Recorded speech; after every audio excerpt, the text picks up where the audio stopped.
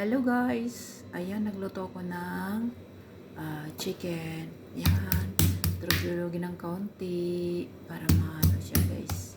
Para maganda talaga siya pagkaluto. Ayan, laglayan ng asin, black pepper, olive oil. Ayan, marinate muna guys. Ayan.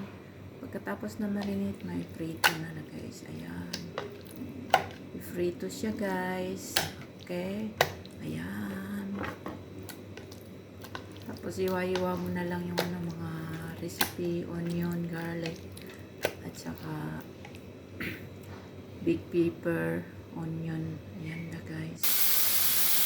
Okay, habang iluto ko first siya, para siya, no? Ayan, na-brown na siya. Luto na siya guys. Kinuha ko na at nagprito na din ako ng mga recipe niya guys. Ayan na. Kunting oil lang guys. Yan, lagyan ng cornstarch para malapot guys. Ang sarap siya guys. Tapos lagyan ng kunting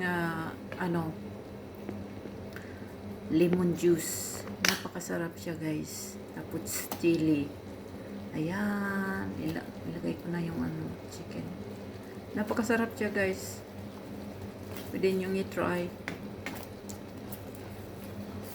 Yan, tapos lagyan ko ng konting soy sauce yan guys. Napakasarap siya guys. At saka lagyan ko ng half lang na chicken cube. Ayan na guys.